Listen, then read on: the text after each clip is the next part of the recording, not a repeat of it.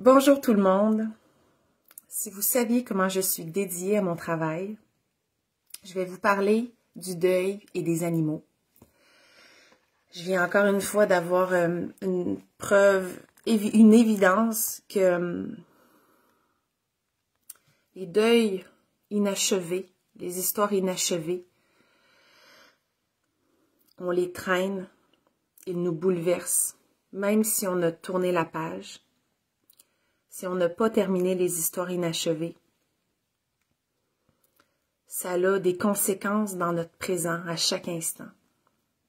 Je viens de terminer un appel avec une cliente en or et qui gère aussi une problématique de santé importante. Et il y a beaucoup d'enfants pour qui les animaux ont été une bouée de sauvetage. Beaucoup d'enfants. Le lien est tellement fort. Le lien est tellement fort que si le deuil s'est mal terminé, on peut traîner ça pendant des années. Cette personne-là m'expliquait comment elle était attachée aux êtres, son chum, sa famille, comment c'est important pour elle de leur dire qu'elle les aime, de les serrer fort dans ses bras. Mais avec une tonalité de tristesse, de profonde tristesse, de séparation. Est-ce que vous pouvez calibrer à cette énergie-là de... Je dis bye à une personne que j'aime pour la journée ou pour une semaine, mais je ressens une énergie de séparation quand je lui dis bye. C'est pas serein, c'est pas léger. Il y a comme un moton, il y a comme une tristesse, il y a comme un déchirement à dire bye.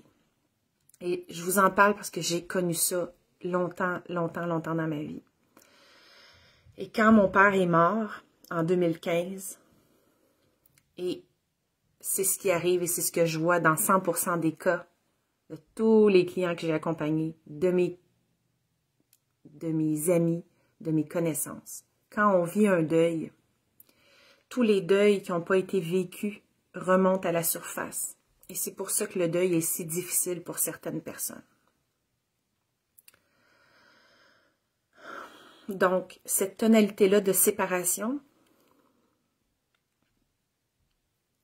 vient d'histoires d'abandon non résolues. Ça peut être avec des amis, ça peut être avec des animaux, ça peut être avec des parents. Mais à chaque fois, on retourne dans les histoires. Puis ce qui est vraiment percutant, c'est que la personne... Moi, je fais du coaching d'affaires. Depuis le début des mentorats que j'offre, il n'y a que des entrepreneurs qui sont venus dans mon monde. Que des entrepreneurs. Je suis en entreprise depuis 2007. J'attire dans mon monde les dirigeants d'entreprise. Je fais du mentorat d'affaires basé sur la guérison des histoires inachevées. Et ça pourrait faire tellement pas de sens pour certaines personnes quand elles ont des problématiques avec leurs clients, par exemple, d'aller guérir une histoire de chien abandonné ou de chat abandonné ou d'histoire dramatique qui s'est passée à l'école. Mais ce sont nos premiers A, nos premières expériences. Et je remarque dans la plupart des cas qu'il y a une figure d'autorité, que ce soit l'école, l'enseignant, le parent, qui ont pris des décisions à notre place. Et c'est souvent pour ça qu'on est devenu entrepreneur, c'est parce qu'on voulait décider nous-mêmes. Je vais vous raconter une histoire personnelle parce que celle-là, c'est la mienne, puis je me sens à l'aise de la raconter. Parce que les histoires de mes clients, c'est précieux, puis ça reste dans mon cœur. Mais je me fais raconter des histoires à chaque jour.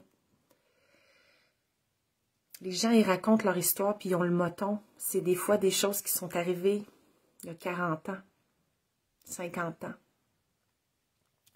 Des fois, il y a une problématique que vous vivez avec un client, qui est une histoire pas résolue que vous avez vécue avec votre premier petit ami ou première amie d'école. Puis, ce qui est intéressant, c'est que peut-être ça pop-up, puis vous le savez, que c'est cette histoire-là. Puis vous prenez pour acquis que parce que cette histoire-là, ça l'explique pourquoi. Ça l'explique, puis vous en restez là. C'est comme les gens qui racontent leurs problèmes de santé. Ils ont compris pourquoi il y avait tel problème de santé. Puis ils restent avec leur problème de santé parce qu'ils ont compris pourquoi, puis ça s'arrête là. Et moi, je me suis jamais arrêtée là. Comprendre, c'est pourquoi je suis comme ça. Pourquoi je suis super émotive. Pourquoi je suis super sensible. Pourquoi je suis... Il y a des gens qui expliquent pourquoi, mais qui font pas le travail d'aller guérir l'histoire. Et donc, ils racontent leurs histoires, les yeux pleins d'eau, ou au contraire, complètement neutres, mais c'est des histoires qui les ont marqués. Et quand on retourne dans les histoires, mais avec la partie émotionnelle, on réouvre la porte à l'histoire. On a une discussion avec l'histoire. Et pour le cerveau, que ce soit imaginaire, réel ou symbolique, ça ne fait pas de différence. Quand vous retournez dans la scène, réglez la scène. Récupérez votre pouvoir. Il y a quelque chose en vous qui lâche. Et là, la blessure, elle peut vraiment... C'est pas une cicatrice que vous grattez puis qui fait mal. C'est une cicatrice qui disparaît.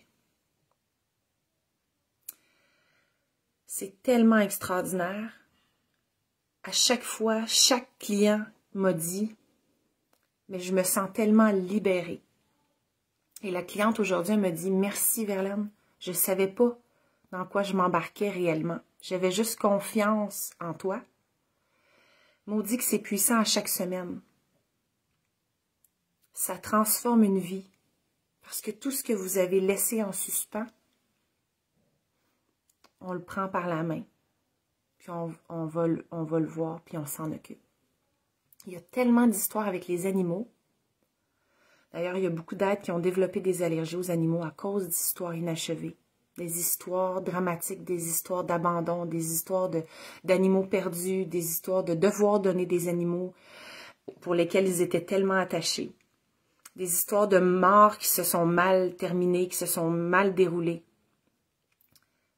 Des histoires de déménagement. Moi, quand j'étais plus jeune, je pleurais à chaque fois que j'écoutais Retour au bercail. Lève la main si ça t'est arrivé. J'écoutais ça et je me sentais tellement impliquée dans l'histoire. Quand vous vous sentez impliqué dans l'histoire, dans le film que vous écoutez, il n'y a pas de hasard, ça parle à votre histoire. Mais des fois, vous êtes trop dans votre histoire pour vous en rendre compte. Ça prend un allumeur de réverbère. Ça prend une personne extérieure qui a cet art thérapeutique-là pour vous amener, pour vous permettre de toucher à la partie inconsciente que vous n'arrivez pas à saisir par vous-même. Ou bien, si vous avez saisi l'histoire, puis que vous avez peur d'aller dedans parce que vous ne savez pas comment vous diriger dans la tempête, ça vous prend un phare. Salut Marilou! Donc, quand j'étais petite, il m'est arrivé plein d'histoires avec les chats, mais je vais vous en raconter juste une. Quand mes parents se sont séparés, ma mère et moi, on est déménagés à Bleu aussi, puis j'ai apporté mon chat Noisette avec moi. Un chat tout noir. C'était peut-être mon 15e chat. J'ai eu des chats dans ma vie, tellement de chats. Mes chats, ils partaient, j'habitais dans le bois, mes chats, ils partaient, puis j'avais le droit à un autre chat quand le chat partait. J'habitais dans le bois, mes chats n'étaient pas stérilisés. Mon père, il noyait les bébés chatons. Genre d'affaires. Puis quand mon père, il noyait pas les bébés chatons, ben, j'étais obligée de me départir des chatons puis de les donner malgré moi. Alors que c'était toute ma vie, les animaux, c'était mes bouées de sauvetage. Donc, j'y tenais comme à la prunelle de mes yeux. Et donc, j'avais ce chat-là, Noisette. Puis un jour, j'ai réalisé que c'était pas une femelle, c'était un mâle.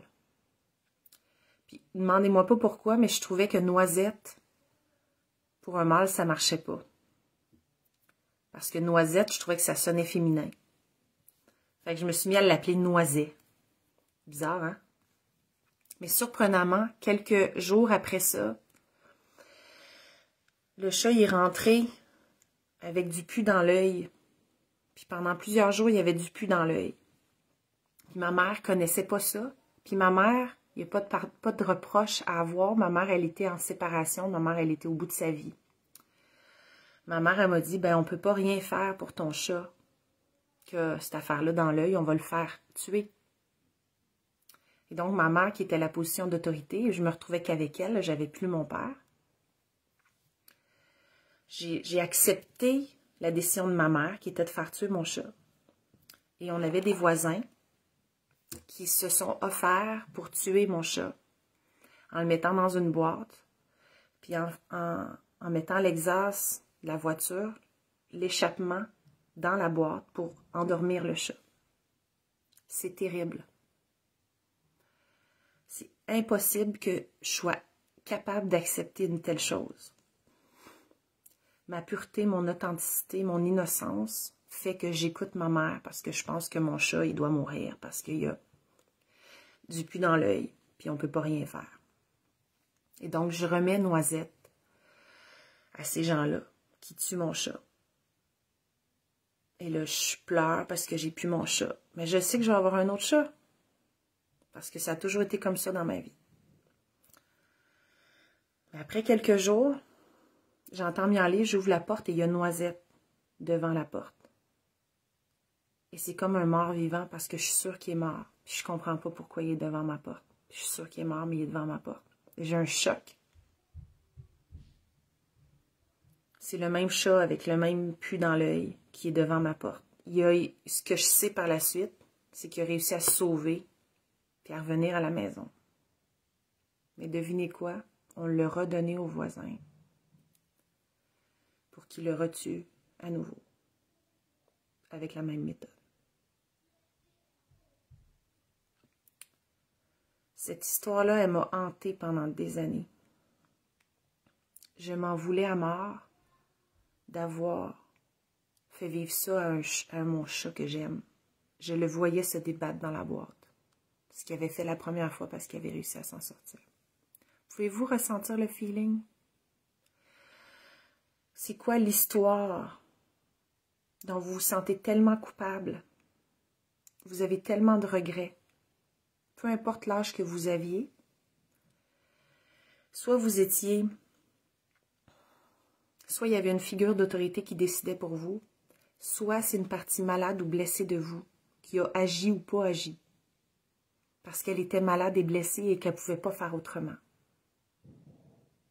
Et il y a un travail de pardon qu'on peut faire. Mais si on fait juste se dire « je me pardonne », ça ne marche pas nécessairement. Donc, combien de fois je suis retournée dans les histoires et j'ai fait ce travail-là par moi-même. Parce que je tenais pour ça, parce que j'avais une intuition forte que ça allait me guérir, ça allait m'aider, parce que j'ai trouvé les bons thérapeutes, j'ai trouvé les bonnes ressources. Parce que quand j'allais voir des psychologues qui me faisaient juste m'écouter parler, je voyais que c'était pas cohérent. Puis j'avais le courage, le leadership de trouver d'autres thérapeutes jusqu'à temps que je trouve les bons, qui avaient des méthodes un peu différentes. Ça fait 22 ans que je fais ça. Jusqu'à trouver des êtres vraiment capables de m'aider avec des actes magiques de guérison, des outils vraiment puissants. Et donc, j'ai guéri cette histoire-là avec Noisette. Je me suis pardonnée. Je suis capable de vous en parler. J'ai pas les larmes aux yeux. Je suis pas affectée. Mais vous pouvez calibrer à ce feeling-là inconfortable. Vous avez tous des histoires, que ce soit avec vos animaux, vos enfants, votre conjoint, vos amis, où vous ressentez une certaine culpabilité, où vous vous êtes senti abandonné. Vous traînez ça, ça vous fait souffrir, ça impacte chacune de vos relations. Donc, j'ai réalisé évidemment après que c'est pour ça, entre autres, que j'étais devenue assistante vétérinaire. Parce que le pu que mon chat avait dans l'œil, ça s'appelle une conjonctivite. Ça se guérit avec des antibiotiques ou du polysporin ophtalmique. Mais ma mère, elle ne pouvait pas à ce moment-là. Ma mère, elle m'a répondu à partir de sa partie blessée. J'ai pardonné. Puis j'ai remercié mon chat Noisette pour son travail, le travail qu'il est venu faire pour m'éveiller à tout ça. On pense qu'on sauve les animaux, mais c'est les animaux qui viennent nous aider à chaque fois. Puis ils nous font connecter à tellement d'amour, ils nous donnent tellement d'amour que quand ils partent, on se sent abandonné.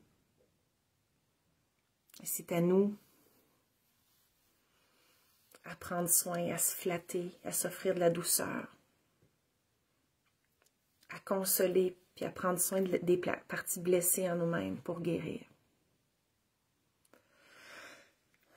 Si vous êtes prêt à guérir, si vous êtes prêt à aller dans ces histoires-là du passé,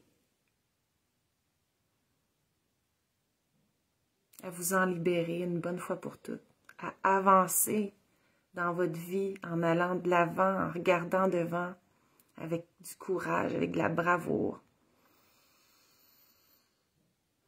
Si vous êtes prêt à vivre cette vie pour laquelle vous êtes né, pas à 25%, pas à 50%, à 100%, 100 000%.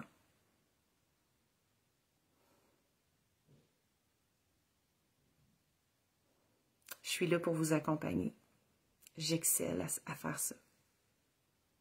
C'est ce que je fais le mieux. Je suis née pour ça.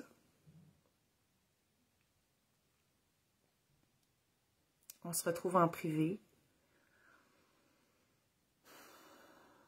pour créer pour vous un accompagnement sur mesure.